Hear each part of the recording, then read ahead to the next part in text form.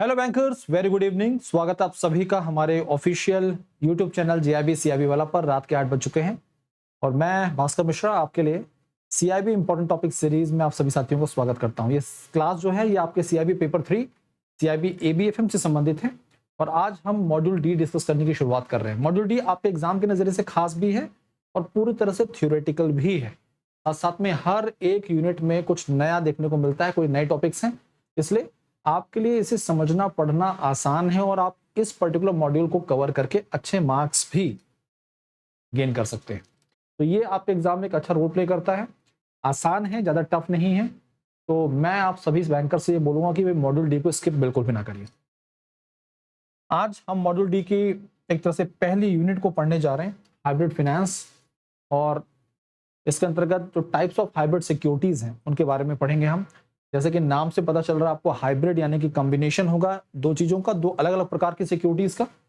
आज lecture number 1 है, class की शुरुआत करते हैं।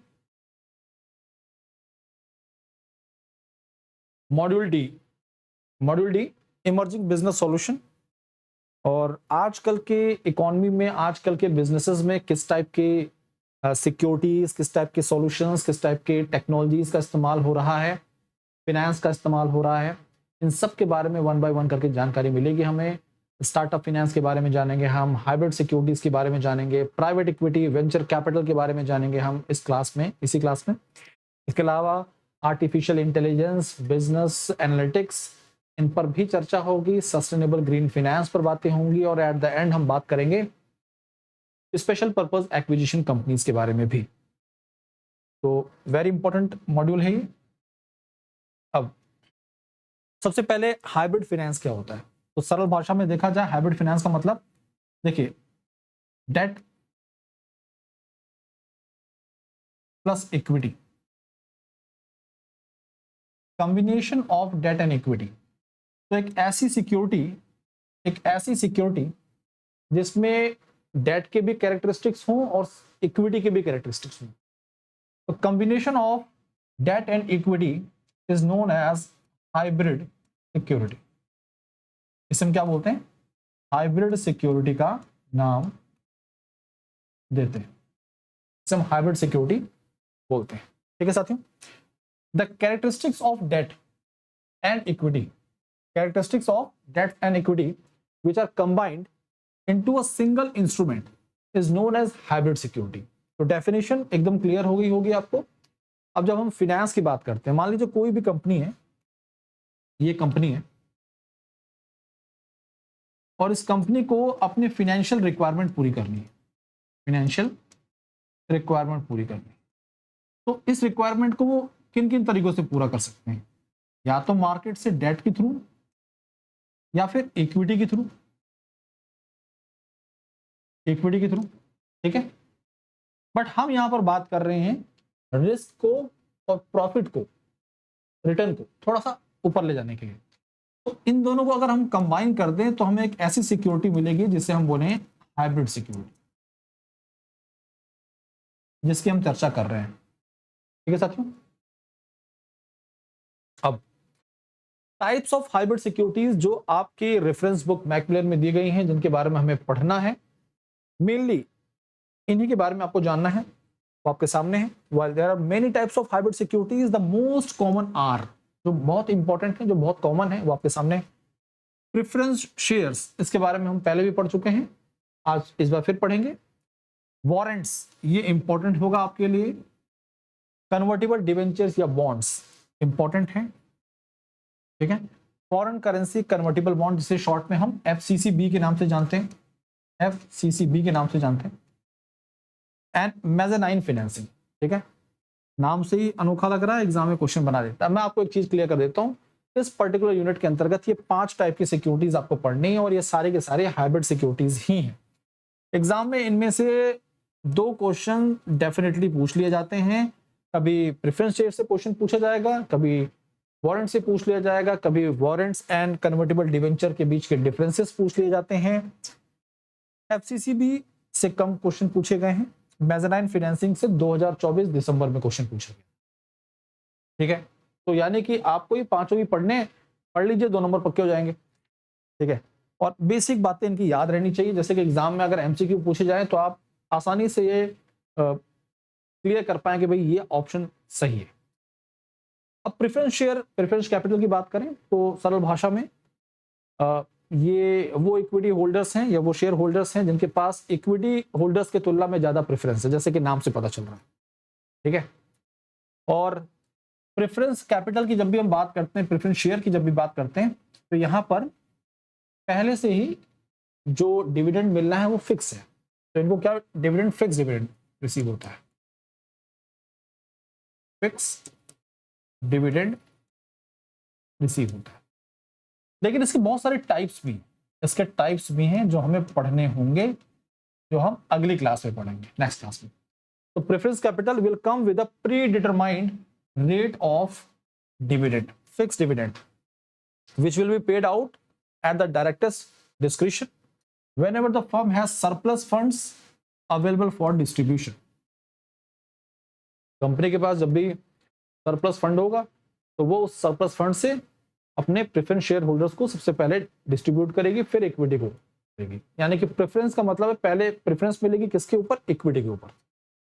अब ये कंपनी लिक्विडेट हो रही है तो उस केस में भी पहले इनको प्रेफरेंस मिलेगी और फिर इक्विटी होल्डर्स को मिलेगी।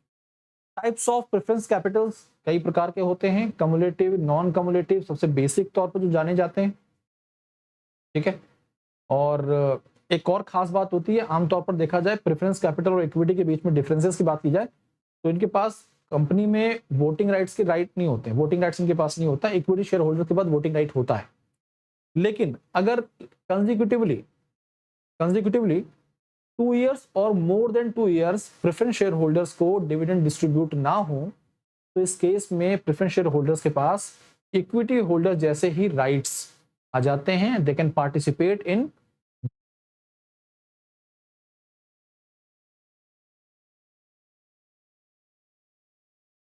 हम बात कर रहे थे यहां पर कम्युलेटिव प्रेफरेंस शेयर की।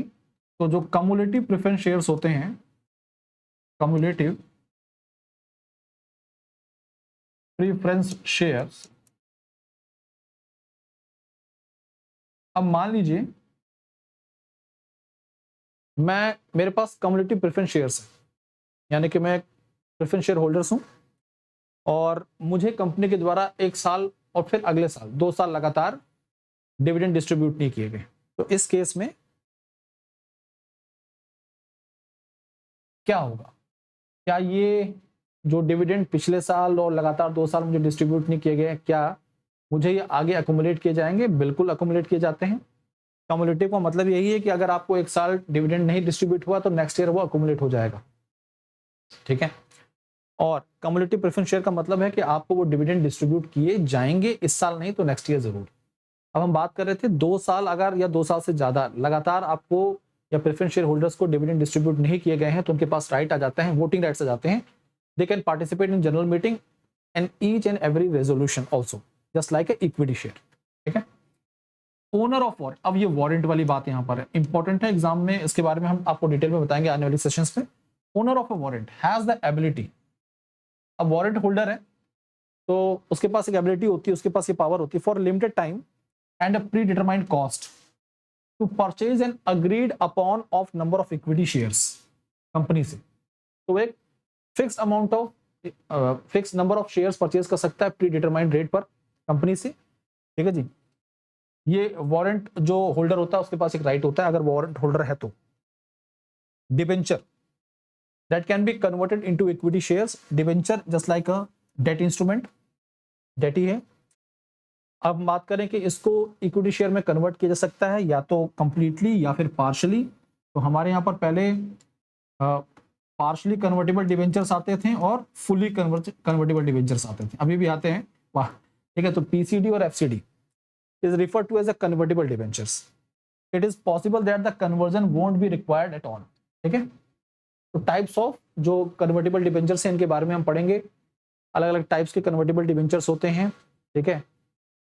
इनके बारे में जानना और समझना जरूरी होता है, एग्जाम में कई बार यहाँ पर टाइप से भी क्वेश्चंस बन जाते हैं। ऐसे ही कन्वर्टेबल बॉन्ड्स, लेकिन नेटिव करेंसी में नहीं, फॉरेन करेंसी में, a convertible bond that is denominated in foreign currency, जैसे इंडियन करेंसी में नहीं है, वो यूएस डॉलर में होगा या यूरो में होगा, पाउंड में होगा, इज अ सब टाइप ऑफ कन्वर्टेबल डिबेंचर। इसे क्या बोलते हैं हम लोग? फॉरेन करेंसी कन्वर्टेबल बॉन्ड का नाम देते हैं, एफसीसीबी का नाम देते हैं।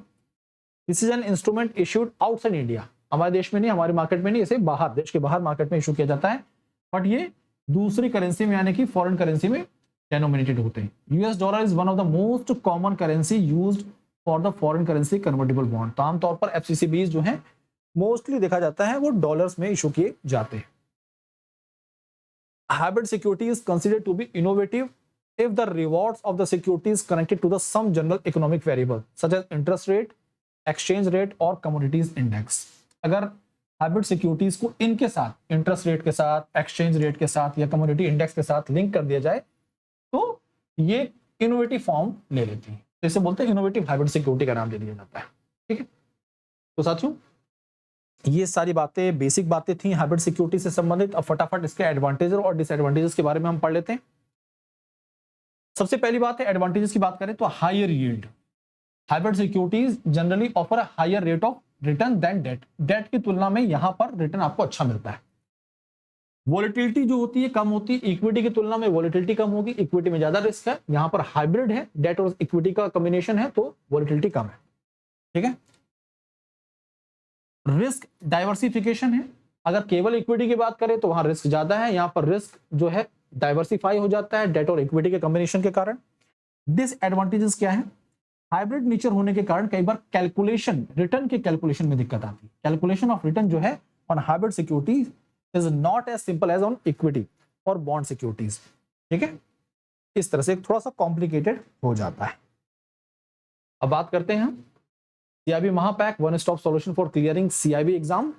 और खास बात क्या है? 4 के 4 मेन पेपर और आपको इलेक्टिव पेपर, ये सब चीजें आपको एक ही महापैक के अंतर्गत मिल जाती हैं। इसके अलावा 15+ बैचेस का एक्सेस मिलता है, 15+ बैचेस का एक्सेस मिल जाएगा आपको। एक बार आप सीआईबी महापैक के साथ अपने आप को एनरोल कर लेते हैं तो आपको कहीं और भटकने की जरूरत ही नहीं। सारे के सारे बैचेस जितने भी प्लेटफॉर्म पर आएंगे सब आपको मिलेंगे। मॉड्यूल वाइज डीपीपीज मिलेंगे, क्विजेस मिलेंगे, मॉक टेस्ट मिलेंगे, everything you will get. 6 month का सब्सक्रिप्शन जो है वो आपका 3499 का है। 1 ईयर का सब्सक्रिप्शन 4999 एंड 2 ईयर 6999 में उपलब्ध है। सीआईबी फाउंडेशन 2.0 बैच आपके लिए 2499 में है, पूरा थ्योरेटिकल और कॉन्सेप्ट बेस्ड बैच है। इसके अलावा सीआईबी फाउंडेशन बैच भी आपके लिए 2499 में उपलब्ध है। इंडिविजुअल बैचेस जो है हमारे वो आपके लिए 799 में उपलब्ध हैं। आप इंडिविजुअल बैचेस के साथ जुड़ सकते हैं अगर आपके 1 या 2 पेपर बच गए हैं तो। Telegram channel JIB_CRB by Bhaskar sir, इसके साथ जुड़िए। कोई दिक्कत कोई परेशानी बेफिक्र होकर अपने सवाल पूछिए। आपका अपना टेलीग्राम चैनल है और आपका अपना चैनल है। सेशन को लाइक करिए, दोस्तों को शेयर करिए और चैनल को ज्वाइन नहीं किया तो फटाफट ज्वाइन करिए। Thank you.